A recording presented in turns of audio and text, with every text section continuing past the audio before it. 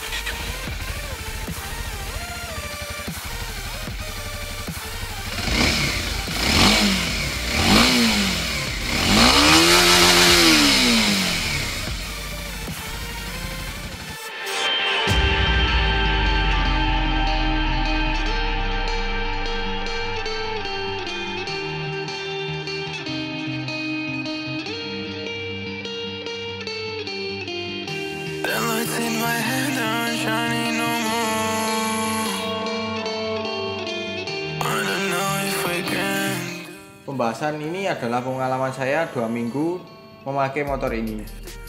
Apa saja kelebihan dan kekurangan motor ini? Kalian simak sampai selesai ya video ini. Jangan lupa like dan subscribe-nya. Oke, langsung saya bahas kelebihan terlebih dahulu.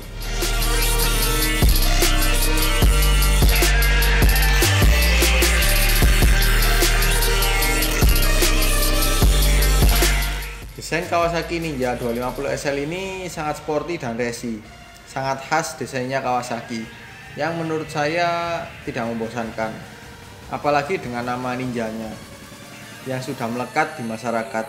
Bagi orang yang kurang paham tentang motor, pasti ada saja yang menganggap motor sport fairing meskipun bukan ninja, tetap saja menyebutnya ninja.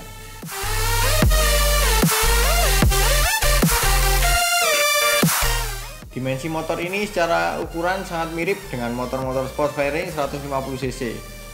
Paling miripnya dengan Honda CBR 150. Yamaha E15 V3 pun jadi kelihatan lebih besar daripada Kawasaki Ninja 250 SL ini.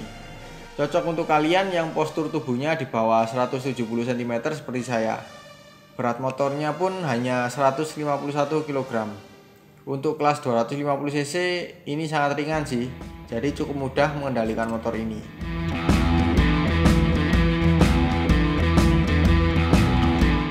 Mesin Kawasaki Ninja 250 SL ini berkapasitas 249cc 1 silinder DWC 4 katup berpendingin cairan. Bor kali stroke 72 x 61,2 mm. Meskipun konstruksi mesinnya overbore, tenaga bawahnya tidak lemah, malah cenderung lebih responsif. Tenaganya 27,6 HP di 9.700 rpm dan torsi 22,6 Nm di 8.200 rpm. Rasio kompresinya 11,3:1, cocok menggunakan bahan bakar oktan 95. Untuk limit putaran mesinnya berada di angka 10.500 rpm. Meskipun putaran mesinnya tidak tinggi, tapi ini sudah lebih dari cukup sih untuk dipakai ngebut. Apalagi tenaga bawahnya juga cukup mengisi, jadi akselerasinya lebih cepat.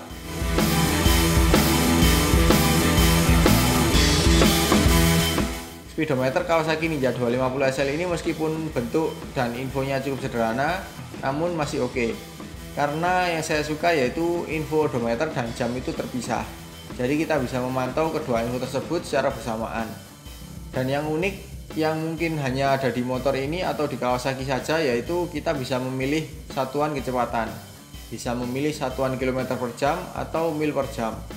Namun hati-hati bagi kalian yang mau membeli motor ini secara bekas. karena kalau penjual menyeting pada mil per jam, maka odometer akan menunjukkan angka yang lebih sedikit daripada settingan kilometer per jam. Jadi lihat lebih teliti ya.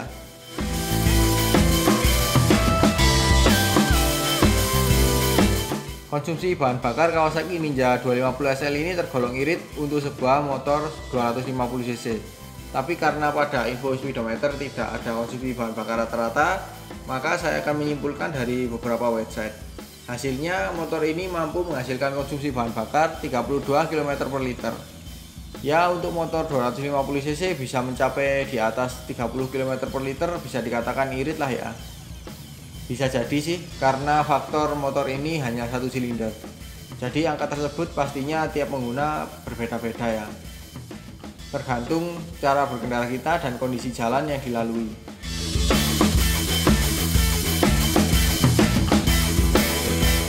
Untuk sebuah motor sport 250 cc baru, Kawasaki Ninja 250 SL ini juga tergolong murah, karena harganya mirip-mirip dengan motor sport 150 cc. Untuk angka harganya sih sebenarnya berubah-ubah ya, tapi kisarannya di 40 jutaan rupiah sih. Selisih sedikit dengan Yamaha R15 V3 ataupun Honda CBR 150 ABS. Jadi cocok sih untuk kalian yang cari motor sport fairing 250 cc yang seharga sport 150 cc, terutama yang cari kencang ya.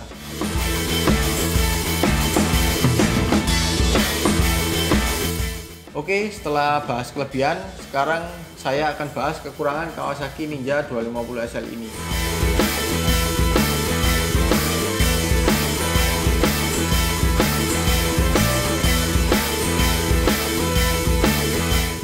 Jok Kawasaki Ninja 250 SL ini memang tidak terlalu tipis, namun kontur busanya itu keras. Apalagi jok penumpang bentuknya cukup kurus dan menyembung, jadi kurang nyaman diduduki.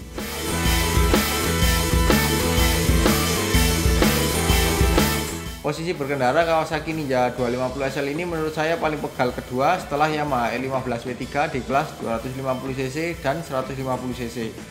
Karena stangnya model Andriok, membuat stang lebih rendah, serta posisinya juga lebih menekuk ke dalam. Ya memang sih untuk dipakai kencang lebih enak posisinya, dipakai di jalan raya yang minim hambatan juga masih oke. Namun ketika melewati jalan kemacetan itu tidak nyaman, karena kita sering mengerem yang membuat tangan kita lebih terbebani ke stang, yang disebabkan kita menahan badan pada posisi menunduk. Jadi tangan mudah pegal dan juga sampai ke pundak. Yang paling parah itu ketika melewati jalan turunan dan berboncengan ataupun membawa tas ransel yang cukup berat. Nggak cuma tangan, pundak, punggung, dan pinggang saja sih yang sakit. Organ masa depan kalian juga akan sakit karena terjepit ke tangki. Paling cocok itu motor ini dipakai riding sendiri dan melewati jalan yang minim hambatan.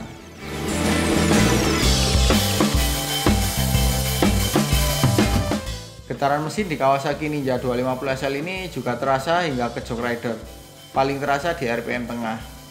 Ini mirip Honda CBR 150 yang pernah saya review. Getarannya sama pada bagian jok, malah lebih terasa di Ninja 250 SL ini. Ya maklumlah, mesinnya lebih besar, jadi ada rasa geli di bagian pantat.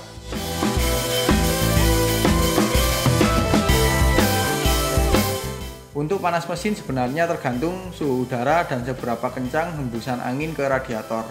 Karena semakin panas suhu udara dan lemah hembusan angin, maka suhu mesin akan cepat naik dan kipas radiator semakin cepat menyala. Untuk suara kipas radiatornya itu cukup keras, tapi nggak sekeras KTM Duke 390 yang pernah saya review. Nah, dari pengalaman yang punya motor ini, meskipun mesin dan kelistrikan sudah dimatikan dan posisi kipas menyala, kipas radiator tidak ikut mati sampai pendinginan belum cukup. Pernah ketika yang punya motor ini pada saat mengisi bahan bakar di SPBU, pada saat kondisi mesin panas dan kipas menyala, tapi mesin sudah dimatikan. Petugas SPBU memberi arahan untuk mematikan mesin, padahal mesin sudah mati. Ya itu sih jadinya ada sedikit kesalahpahaman.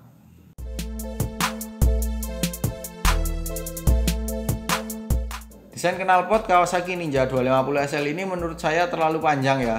Bahkan panjangnya sudah melewati ujung lampu belakang. Kesannya sih jadi berat sebelah ya. Untuk suaranya sih sebenarnya nggak terlalu halus, karena suara mesinnya juga cenderung kasar sih. Jadi ada rasa risih sih dengan suara mesinnya. Tapi kalau ganti knalpot yang lebih ngebas, belum tahu ya gimana.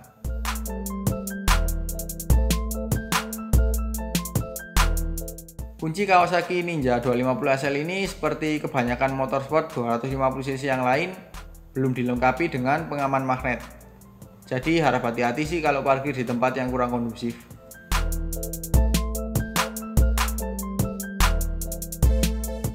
Untuk lampu Kawasaki Ninja 250 SL ini masih halogen, baik itu lampu depan, belakang, dan sein. Ya untuk di tahun 2020 ini jadi seperti terlihat kuno ya. Dari tahun 2014 sampai sekarang nggak ada perubahan pada bagian lampu sama sekali. Kemudian ada yang komentar di postingan saya yang katanya mika lampunya mudah menguning setelah 2 tahun. Sebenarnya itu kembali lagi ke cara kita merawat ya. Kebetulan motor yang saya review ini sudah berumur 3 tahun lebih, tapi masih oke-oke saja ya mika lampunya.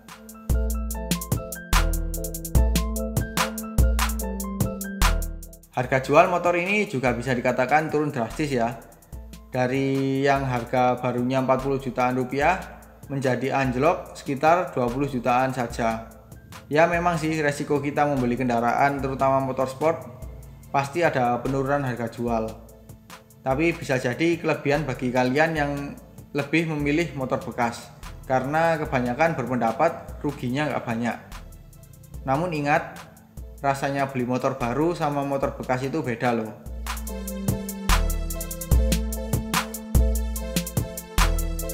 Untuk urusan perawatan, motor ini juga terbilang cukup susah ya, apalagi urusan bengkel resmi.